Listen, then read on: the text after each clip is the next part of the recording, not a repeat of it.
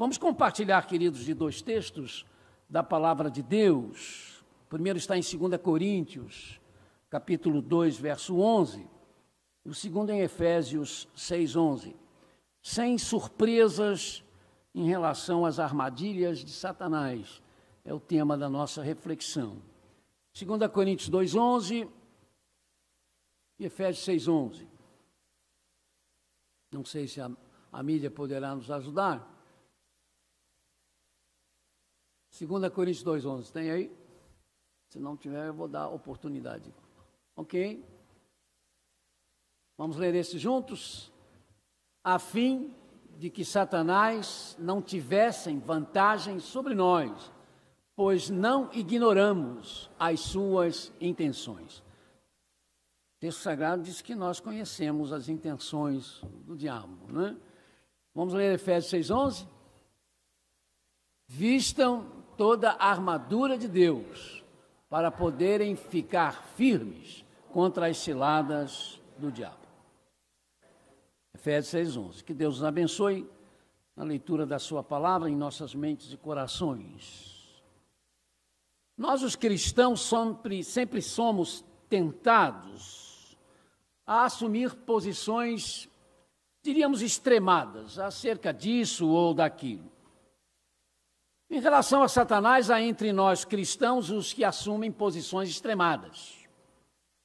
Nós temos aqueles que, mesmo militando mais diretamente com a teologia, inclusive a chamada teologia evangélica ou teologia protestante, consideram Satanás tão somente um mito, um personagem produto tão somente da angústia humana. E são muitos os que atualmente assumem esta posição extremada em nosso meio, ou seja, o diabo não existe.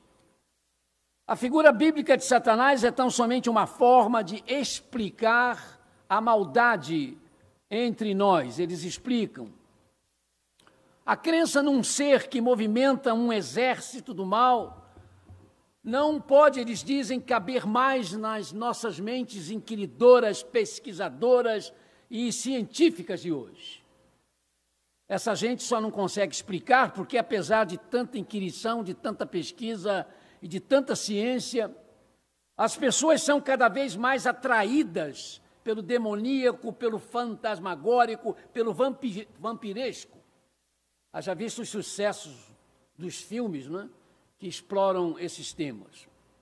O fato é que não se consegue explicar porque o mundo cada vez mais científico, cada vez mais iluminado, está cada vez mais cheio de atos, de realidades que se encaixam exatamente naquilo que o Senhor Jesus Cristo disse sobre o diabo. Ele vem para matar e destruir.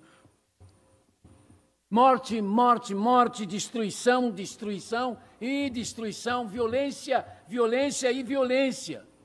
São as notícias que nós vemos todos os dias na mídia.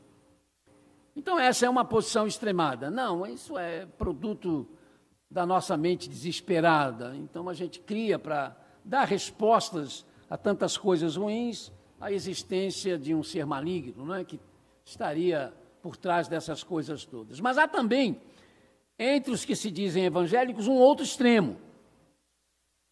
São os que conseguem viver a própria vida, que eles dizem ser uma vida nova em Cristo, sem que o divino e o semidivino deixe de dividir o espaço e o tempo das suas vidas com o demoníaco, o semidemoníaco. Na verdade, o temor do demoníaco acaba invadindo a vida desses cristãos. E aí a doutrina da santidade divina, que em nós é inculcada pela presença em nós do Espírito Santo de Deus, acaba tornando nebulosa essa doutrina maravilhosa da liberdade em Cristo. E começam a ver Satanás e o diabo em tudo quanto é canto. No barulho que se faz à noite, no gato que de repente passou no telhado, ele não viu, e nas coisas que acontecem, na topada que se dá na rua, no dinheiro que acabou antes do tempo, e tudo seria, não é? A intervenção satânica tentando destruir a riqueza espiritual de uma vida. Irmãos, esse temor faz com que esses cristãos passem a ter uma preocupação quase neurótica do que o diabo pode fazer, e passam a ver tudo que não é religioso, tudo que não é evangélico, e aí se inclui filmes, se inclui música, se inclui programas, e se inclui políticos não evangélicos, tudo então são instrumentos do demônio, são instrumentos do diabo, são realidades dos espíritos impuros que interferem na nossa maneira de viver. O viver para esses cristãos nada tem a ver com a afirmação luminosa, tremenda, fascinante, né, do Senhor Jesus, quando ele diz: se o Filho libertar vocês, vocês serão verdadeiramente livres.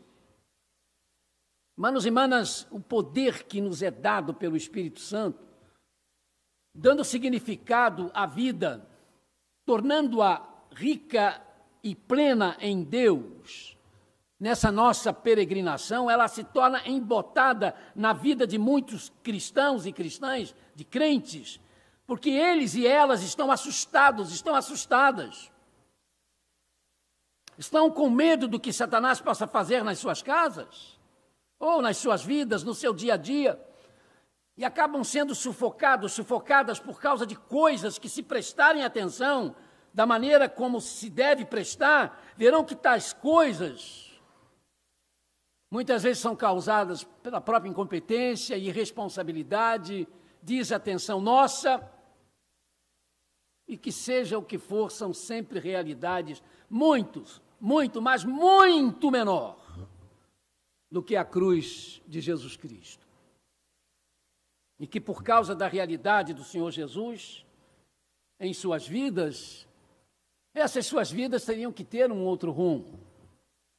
O rumo de poder cantar, experimentando a realidade dessa letra que nós cantamos no início do culto: que segurança sou de Jesus, eu já desfruto a bênção da luz, sou por Jesus herdeiro de Deus, ele me leva à glória dos céus. Ou então, do preciosa graça, a graça então me libertou, do medo me libertou. Oh, quão preciosa salvação! A graça me outorgou. No 304 do Cantor Cristão, e cantamos o outro também. O tempo do fim, irmãos, está previsto e anunciado como um tempo de aumento da dor, do aumento da iniquidade, do aumento do sofrimento, mas por causa de Jesus Cristo, o tempo do fim também é prenúncio de uma nova aurora que está para raiar. Há uma nova madrugada, irmãos, que vai romper com o fim de todas as coisas. E aí, por que ter medo? Nada de medo, irmãos, nada de medo, irmãs, nada de medo. O escritor sagrado deixou para nós lá no livro de Hebreus: podemos, pois, dizer com confiança: o Senhor é o meu ajudador, não temerei o que me podem fazer os seres humanos. Hebreus 13:6. E Jesus disse: quando essas coisas começarem a acontecer, levantem suas cabeças, porque a redenção de vocês está próxima. Não é enfie a cabeça, não é entrem debaixo da cama, não batam com a cabeça na parede, não comecem a chorar e se encham de remédios para depressão. Não estou condenando tratamento de depressão, não. Estou falando que isso já virou mania. Qualquer coisa, remédio para dormir, remédio para isso, remédio para aquilo. Onde é que fica Jesus, irmãos? Onde é que fica Jesus na sua vida? Ponha Jesus na sua vida e o tratamento que o médico tiver que fazer com você vai surtir um efeito maravilhoso. Agora, não ponha. Você vai ver que cada vez mais você vai depender do primeiro comprimido, depois de 2, depois de 3 e depois de não sei quantos mais. Mas Jesus disse: se eu libertar vocês, vocês serão livres. Não é uma questão de administração, de gurus impondo mãos e dando palavras de ordem, determinando que vai acontecer isso e aquilo. É uma coisa sua, você com o seu Senhor. É algo pessoal, que acontece quando a sua pessoa realmente está submissa ao senhorio de nosso Senhor e Salvador Jesus Cristo. Levantem as suas cabeças. A redenção de vocês está próxima. Sim, é verdade, nós não podemos nos esquecer que estamos envolvidos num conflito do qual faz parte um inimigo espiritual poderoso. Mas não podemos nos esquecer de que essa batalha já tem um derrotado. E o derrotado, queridos, é exatamente esse inimigo espiritual poderoso. É ele quem já está derrotado. Não somos nós. Não é a igreja que vai ser derrotada, e a igreja sou eu e você, então não sou eu e você que estamos derrotados. Quem está derrotado é ele. É exatamente esse inimigo, por mais poderoso que ele possa ser, por mais poderoso que ele é. O que aconteceu na cruz já o derrotou de forma formidável. Por isso Paulo escreveu em Colossenses 2, de 13 a 15, para todos os cristãos de todas as épocas. Quando vocês estavam mortos em pecado e na incircuncisão da sua carne, isto é, quando vocês não eram parte do povo de Deus. Você faz parte do povo de Deus? Você sabe se faz parte do povo de Deus?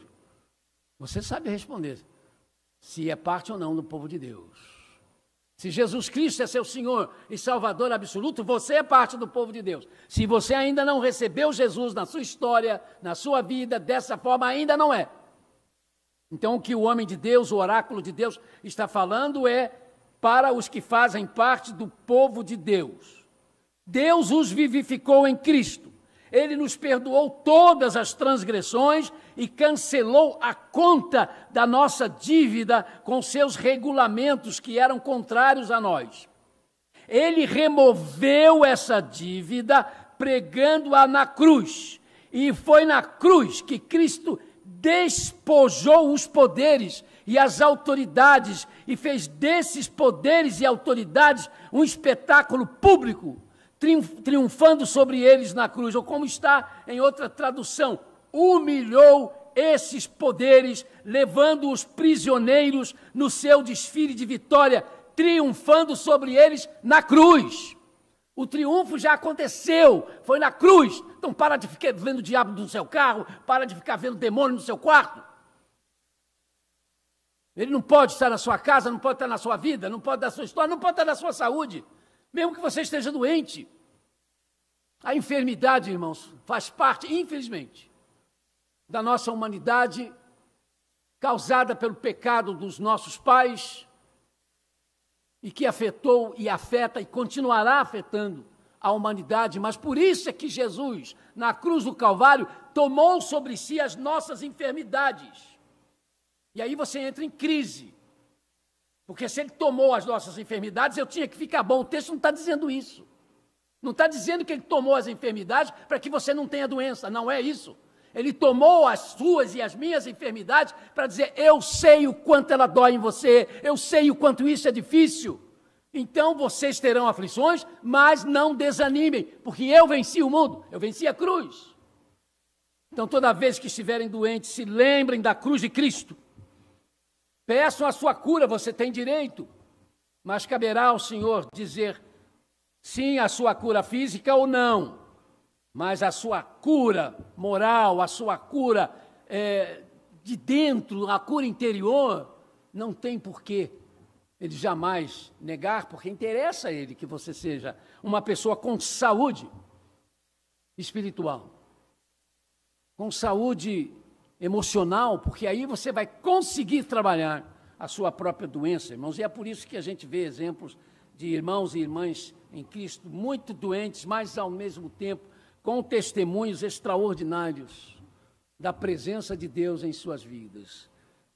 Nunca nós ensinamos que o Senhor não cura, que o Senhor não tem poder para isso, ou teríamos que rasgar as nossas Bíblias, mas essa não é a nossa bandeira aí. Tem acontecido tantas coisas extraordinárias nessa igreja, é que essa não é a nossa bandeira, nós não estamos aqui para atrair pessoas, porque aqui você vai ficar livre da sua enfermidade, porque você vai parar de viver na sua miséria e você... talvez a igreja te ajude a saber gastar dinheiro, né? E isso é importante, saber como é que você administra o pouco que você ganha. Porque se você não sabe administrar, não adianta nem ganhar muito. Você vai ficar, como se diz aí fora, enrolado da mesma forma, né? E aí bota a culpa em Deus. O senhor não está me ajudando? Não, querido. Você tem que saber aí fazer a sua parte. Leiam as parábolas, aquela parábola de Jesus dos talentos é uma lição extraordinária sobre isso. A um deu 5, a outro deu 2 e a outro deu 1. Sabe o que quer dizer isso? O Senhor sabe quanto você pode ter. Por que eu não sou rico? Porque não é para você ser rico. Por isso ele deu para um 5, para outro ele deu 2 e para outro ele deu 1. Ele deu 5 para aquele que podia receber 5, porque ele sabia, esse vai saber administrar isso. Eu vou dar 2, porque se eu der 5 para esse, ele vai ficar enrolado. Mas se eu der 2, ele vai saber trabalhar. E eu vou dar 1 para aquele que tem dificuldades. E aí vem as decepções e o Senhor vai mostrando, olha, o que recebeu 5, ganhou mais 5, foi abençoado e o Senhor elogiou, não é? Um servo maravilhoso, seja abençoado. O que fez 2...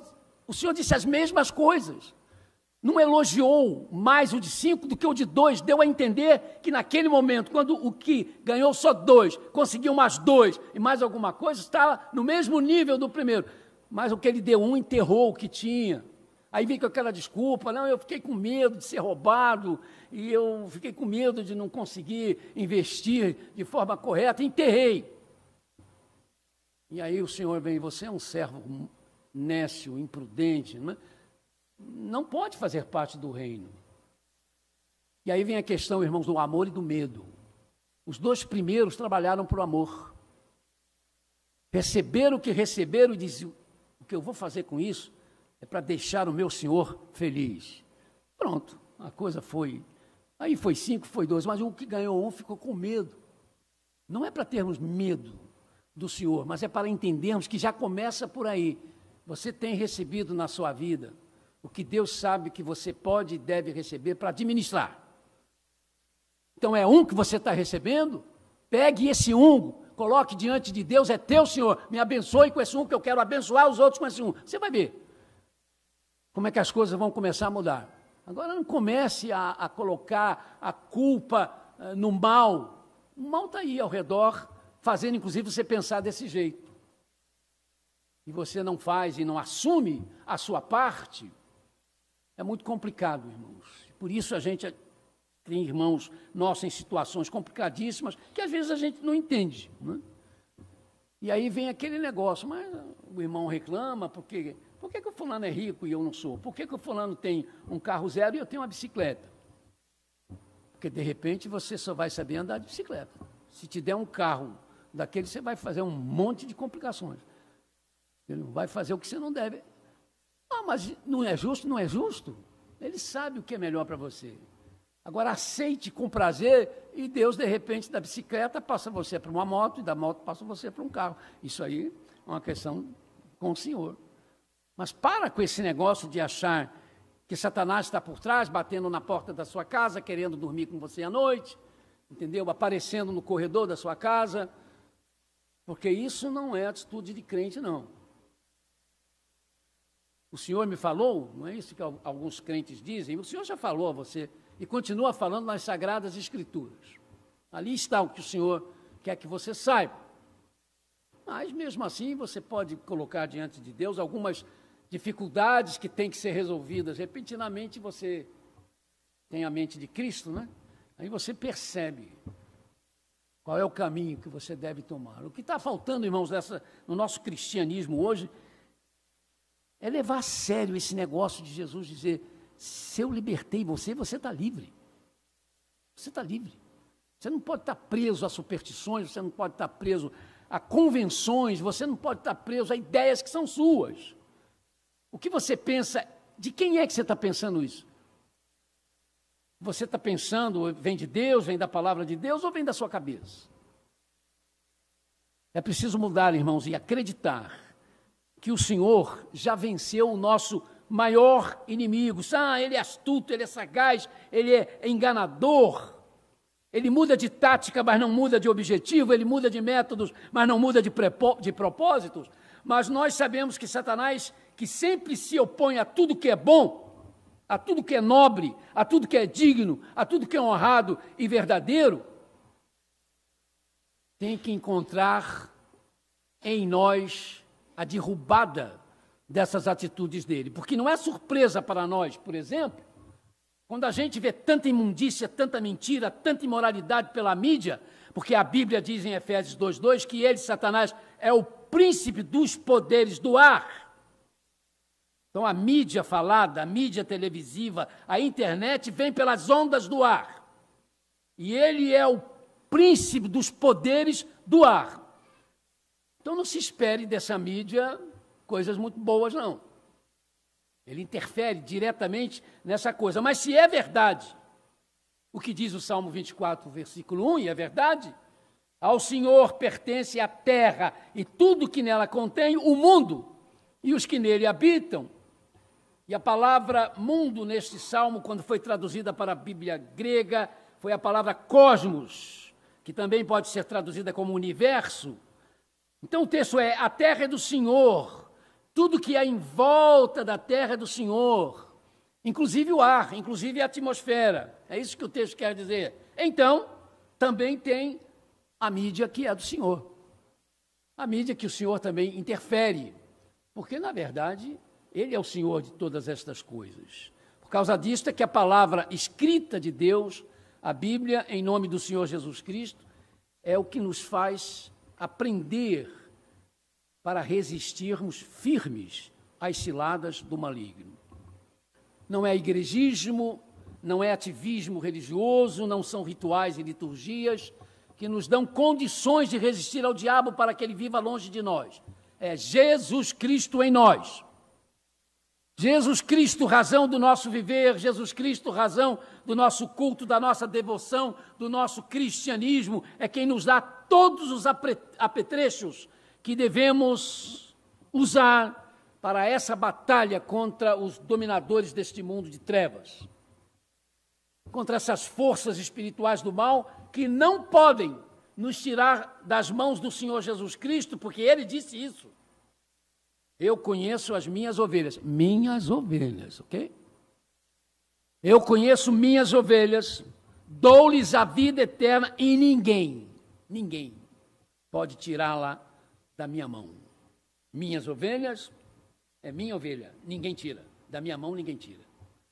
Então, meus queridos, a experiência pessoal com o Senhor Jesus Cristo é que manda Satanás para longe. E não gritarias, e não ordens humanas, e palavras de ordem, e não xingamentos à pessoa do diabo. Já falei aqui algumas vezes, que uma vez eu parei em frente a um sinal, tinha uma dessas igrejas aí, que expulsam demônios, e o pretenso pastor, não sei o que ele era, com um camarada, ele deu uma gravata no sujeito, botando o microfone na boca. Diz o teu nome, safado. Diz o teu nome, rabudo, seu patife, seu canalha. Esse camarada não acredita no diabo, queridos. Quem acredita no diabo, que sabe que o diabo existe, não tem coragem de fazer isso, porque sabe com quem está se envolvendo. Sabe que o poder desse mal é muito maior do que ele imagina. E não aceita esse tipo de tratamento. Quando não acontece nada, porque como na maioria das vezes não tem diabo coisa nenhuma ali. E é a Bíblia que nos instrui sobre isso, irmãos. Judas, irmão de Tiago, disse assim: esses sonhadores contaminam o próprio corpo, rejeitando as autoridades e difamam esses seres celestiais. Os seres celestiais, os anjos são seres celestiais. Decaídos, mas são seres celestiais. E olha o que o texto diz: esses sonhadores contaminam o próprio corpo, rejeitando as autoridades e difamam esses seres celestiais. Contudo, nem o arcanjo Miguel, quando estava disputando com o diabo acerca do corpo de Moisés, ousou, teve coragem de fazer qualquer acusação injuriosa contra ele, contra o diabo. Apenas disse: o Senhor te repreenda. as coisas sendo colocadas no seu devido lugar. As coisas sendo colocadas no seu devido lugar. Meus amados e amadas, vidas lavadas, purificadas pelo sangue de Jesus Cristo, isto é, vidas salvas, submissas a Jesus Cristo, centralizadas em Cristo Jesus, ainda que imperfeitas, são as vidas próximas das quais Satanás e seus asseclas não conseguem ficar perto, embora gostariam muito. Não só de ficar perto, mas de tocar e jogar essas vidas para lá e para cá. Mas peque e ele começa a ter autoridade para isso. Afaste-se do Senhor, e o Senhor pode dar autoridade para isso. Lembra-se do caso lá daquele rapaz, ou aquele homem, não sei, da igreja de Corinto, não sei a idade dele, estava fazendo coisas erradíssimas, né? Tão erradas que Paulo diz assim, nem os pagãos aceitam um negócio desse. E vocês, igreja, você, igreja de Corinto, você não está nem aí, né? Você não chamou o rapaz, você não orientou, a liderança da igreja não sentou com ele para dizer, o que você está fazendo, rapaz? O que ele estava fazendo? Ele estava tendo relações com a mulher do pai dele. Nós não sabemos se era madrasta, não sabemos se era uma das esposas, porque naquele tempo os homens tinham várias esposas, mas eram batizados, desde que não arrumasse mais outras, não é? Daí a monogamia começa a tomar corpo no cristianismo. O fato é que o moço estava fazendo uma coisa que não podia. Aí Paulo diz, nem os pagãos fazem isso, mas vocês não fazem nada? Pois muito bem, eu vou dizer o que vai acontecer com esse rapaz. Vou entregar o corpo ao diabo, para que a carne sofra, mas o espírito seja salvo no dia do Senhor. O camarada era um salafrário, mas era crente, viu? Por isso é que o espírito ia ser salvo. Mas eu não quero, irmão, nem pensar como é que se tornou a vida daquele homem. Não quero nem pensar. Porque houve autoridade, Deus deu autoridade para que Satanás mexesse com aquela vida. Mas a escolha foi dele. Então eu e você, dentro das nossas limitações humanas, não é? Porque ao sermos salvos nós não nos tornamos inumanos, nós temos que buscar a misericórdia do Senhor. E aí vem o texto dizendo, se você estiver em pé, olha para não cair. Toma cuidado. Tiago diz que nós somos tentados pela nossa concupiscência. Somos nós, irmãos. É a gente que abre a brecha. Satanás está olhando. Ficou com raiva de alguém? Cuidado. Corta essa raiva, porque se você continuar, aí ele vai começar a chegar perto de você, porque você já abriu o caminho. Vai começar a botar no seu ouvido e dizer, você é um sem vergonha, miserável. Tem que matar um sujeito desse, rapaz. É um patife mesmo, vai lá. Xinga ele de tudo quanto tem nome. Se tiver uma pedra na mão, joga na cabeça dele. Está com um carro, passa em cima. E aí você peca. Mas quem começou? Você. É você que começou. Porque, irmãos, nós não somos bonecos. Nós somos criados à imagem e semelhança de Deus. Sabe o que isso quer dizer? Que você decide. É você quem decide primeiro. Quando o Senhor fala do adultério, diz para não olhar, para desejar a pessoa que não é sua, porque aí você adultera. A questão é não olhar. Doutor Billy Graham tinha uma pergunta, quando os jornalistas sempre não perdoam ninguém, né? Doutor, o senhor nunca olhou assim com segundas intenções para uma mulher? Eu digo assim, quando eu olho a primeira vez que eu vejo muito bonita, eu não olho mais, acabou. Mas é isso mesmo, não olho mais. Igual José. O que José fez quando a mulher de Potifar agarrou ele? Caiu fora, né, irmão? Largou até a roupa na mão dela. Caiu fora. Tem que cair fora, filho. Mas você tem... mas quando eu vi, eu já era. Você já viu, já era, é porque você não estava atento. Isso pode acontecer comigo, com você, com qualquer um. Então, vamos pedir, Senhor, tenha misericórdia, vê se há em mim algum caminho mau. Não é que o salmista diz, para eu ficar atento, porque aí Satanás não vai ter autoridade nenhuma sobre você. Resistir ao diabo e ele vai fazer o quê? Fugirá. Fugir é ir para longe, queridos. É para ir para longe. O diabo é para estar longe da gente, não é para estar perto lá da casa, não é para estar no corredor da casa, muito menos aqui dentro. Aqui não é lugar dele, não. Tá bom? Aqui não é lugar dele, não. Vai ficar lá longe. Não vou falar que lá na estrada do Campinho, que a irmã reclamou, que mora lá. Não, vai para longe, volta lá para o espaço. que aqui não é seu lugar. Há muitas coisas complicadas que as pessoas dentro das nossas igrejas fazem sobre o diabo, né? Na Bíblia, o adversário de Deus, o nosso arqui-inimigo, vencido, derrotado, mas atrevido, porque é mau em toda a sua essência, tem um nome e muitos apelidos, mas não há na Bíblia nomes pessoais para os seres inteligentes que formam as hostes infernais. Não há nomes pessoais.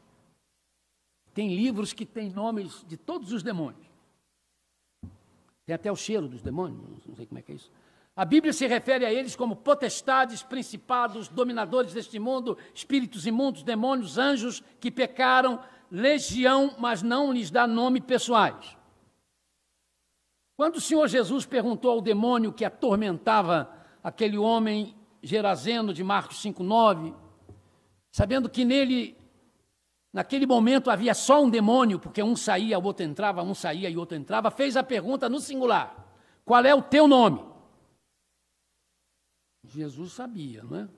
Porque estava perguntando no singular, porque só tinha um naquele momento dentro dele. E aí o demônio diz: o meu nome é Legião, porque somos muitos. Isso que eu estou falando, um entrava, outro saía, um entrava, outro saía.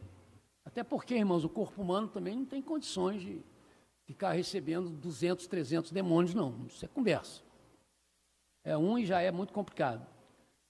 Esse Legião que o diabo fala aqui não é um nome pessoal, mas era uma declaração de que eram mais de um, aqueles que covardemente atormentavam aquele homem, e Jesus queria que as pessoas soubessem disso, desta possibilidade.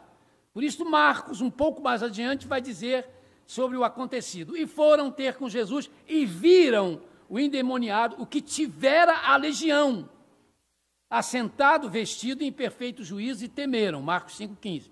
O homem que tivera a legião, Marcos não disse, o homem que fora possuído por um demônio chamado legião. Não.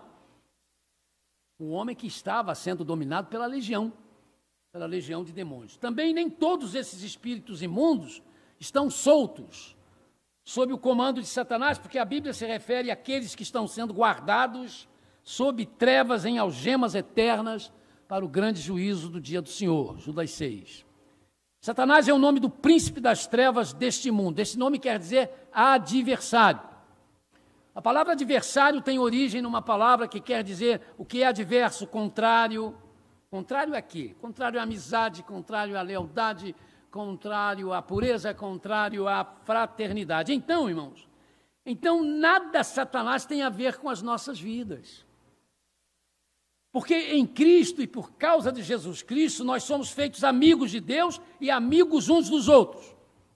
Somos leais a Deus e somos leais uns aos outros. Praticamos a fraternidade porque esta é a vontade de Deus. Não é verdade? Bem, se não é assim que somos, é claro, tem alguma coisa muito errada com a gente.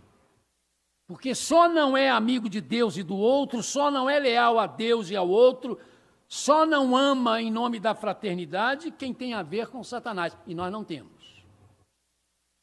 Então, se você está odiando alguém, dá uma paradinha, hein? Se você se diz crente, mas tem ódio de alguém, dá uma parada. Porque isso é coisa do diabo, o diabo é que gosta disso. Ele é adversário, ele quer ir contra isso. E aí você está, de repente, se deixando envolver. Esta palavra quer dizer acusador. Também é um outro nome, de significado ao nome de Satanás. Injusto, caluniador, é aquele que fala mal dos outros. Então, Satanás nada tem a ver conosco, porque nós não somos acusadores, injustos. Nós não caluniamos ninguém. Caluniar é acusar a pessoa de mentiras, sem provas, né? Nós não caluniamos ninguém, nem falamos mal um dos outros. Não é verdade? Bem, se não é assim que nós agimos, claro, há algo muito errado com a gente, porque só acusa injustamente, só calunia, só fala mal do outro, quem tem a ver com Satanás, e nós não temos. Por causa de Jesus Cristo, é por causa de Jesus Cristo que Satanás nos acusa, nos calunia, fala mal de nós, mas aí Deus é a nossa justiça, e o Senhor Jesus, o nosso Paráclitos, isto é, o nosso advogado. Satanás também é apelidado de Beuzebu. Apelidado. O nome dele é Satanás. Mas um dos apelidos que se dava era Beelzebul. Referiam-se a ele, não é? E Jesus confirmou esse apelido. Beelzebul era o nome que, no Antigo Testamento, se dava a Baal-zebub, que ao pé da letra quer dizer Senhor das Moscas. Cuidado com esse negócio de você dizer assim, está tudo às moscas, foi jogado às moscas. Cuidado com esse negócio de jogado às moscas, né? Tem a ver com isso aí. Então, Satanás, irmãos, nada tem a ver conosco, porque as moscas estão onde está o podre, moscas estão onde está o estragado, o que é sujo, e com certeza a nossa vida moral, a nossa vida social, as nossas conversas, nada tem de podre, nada tem de estragado, nada tem de sujo. Não é verdade? Porque se não for assim, se não formos assim, há alguma coisa muito errada com a gente. Porque só gosta do que é podre, do que é estragado, do que é sujo, quem tem a ver com Satanás, e nós não temos. Ah, Belial é outro apelido de Satanás. Ao pé da letra, Belial quer dizer salafrário, canalha, sórdido, marginal, maligno, malicioso. O nome dele significa isso tudo, mas não é para você xingar ele disso aqui, não.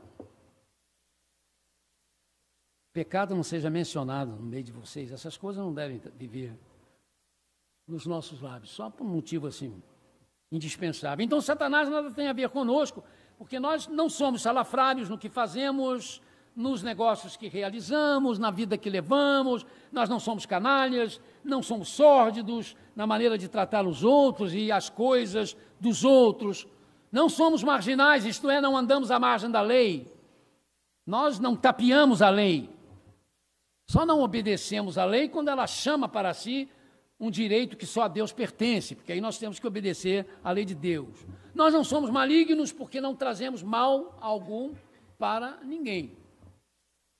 Pelo menos de propósito, jamais. Não somos maliciosos porque não somos falsos, não somos traidores. Bem, mas se estamos fazendo isso, tem alguma coisa errada com a gente. Porque é salafrário, só é canalha, só é sórdido, só é marginal, só é maligno, só é malicioso. Quem tem a ver com Satanás, e nós não temos. Por causa de Jesus Cristo, nós somos moradas do Espírito Santo de Deus. E esse Espírito Santo nos faz saber quais são os planos de Satanás e as suas intenções. Foi o texto que nós lemos. O Espírito Santo nos faz saber quais são essas intenções. E também é este mesmo Espírito Santo que nos sela para o dia da nossa redenção, para que, caso nos deixemos por distração, por descuido, por irresponsabilidade, caso nos deixemos seduzir por Satanás, continuemos salvos, ainda que não sejamos poupados das agruras que inevitavelmente sempre caem sobre nós quando fazemos o que Satanás gosta, porque nós somos salvos para fazer o que Deus em Cristo Jesus gosta. Jesus Cristo, sempre Jesus Cristo, no nosso dia a dia, na nossa mente, nos nossos propósitos, é a armadura que, colocada em nós, nos fará resistir, nos fará experimentar o fato de que o cristianismo não é medo, mas é a fé que pode ser vivida, pois é a fé colocada num Deus que nos ama, que está sempre disposto a impedir que nós caiamos nas ciladas satânicas, se por causa dele, se por amor a ele, não quisermos cair. Resistamos em Cristo Jesus, nosso Senhor, resistamos ao diabo e ele fugirá de nós já dissemos aqui. Essa resistência, é verdade, exige um clamor ao céu com incessantes petições, mas no Espírito Santo de Deus, nossas orações, nossas petições, tenham ou não gestuais, tenham ou não horas determinadas, porque as nossas orações não estão presas a gestuais e nem horas marcadas, nossas petições são sem cessar, porque a oração é na vida do cristão, da cristã, antes de tudo um estado. Por isso é que Paulo diz, orem sem cessar, isto é, estejam ligados, estejam colados, estejam presos a Deus em todos os momentos da vida. Se houver alguma coisa que eu tenha de fazer, que eu tenha de dizer, que eu esteja sendo obrigado ou obrigada a fazer, obrigado ou obrigada a dizer, e que me impede de pensar em Deus, de me manter ligado a Deus, então que eu não faça, que eu não diga. Mesmo que isso signifique incompreensão de uns, deboche de outros, raiva de muitos. Mesmo que isso signifique, para mim, prejuízos financeiros, prejuízo de posição. Que eu não faça, que eu não faça, que eu não diga. Que eu não diga. E mais adiante, aliviado ou aliviada, eu verei que valeu a pena. Clamor aos céus com incessantes petições não são para nos sufocar, como sufocam as obrigações impostas por um credo, por uma igreja, por líderes religiosos. As petições e o clamor são para nós nos sentirmos pertinhos de Deus. Quanto mais clamamos, porque estamos perto de Deus, mais aliviados a gente fica, mais leve a gente vai se sentindo, mais fortalecidos vamos sendo por Ele, pois elas acabam para nós em refrigério, em alívio, em alegria, em paz. Por isso resistem às perseguições os nossos irmãos da igreja sofredora, atingidos na carne pela crueldade de Satanás, usando para isso os inimigos da cruz de Cristo. Clamor aos céus, com incessantes petições, são às vezes, algumas vezes e até muitas vezes, regadas com lágrimas, é verdade. Mas lágrimas que antecipam o sorriso que virá. Há situações quando as incessantes petições, nosso clamor ao céu, precisam ser tão somente, nada mais do que isso, o que está na essência da oração do Pai Nosso. Pai, não me deixe cair em tentação, mas livra-me do mal. Que Deus nos ajude. Amém.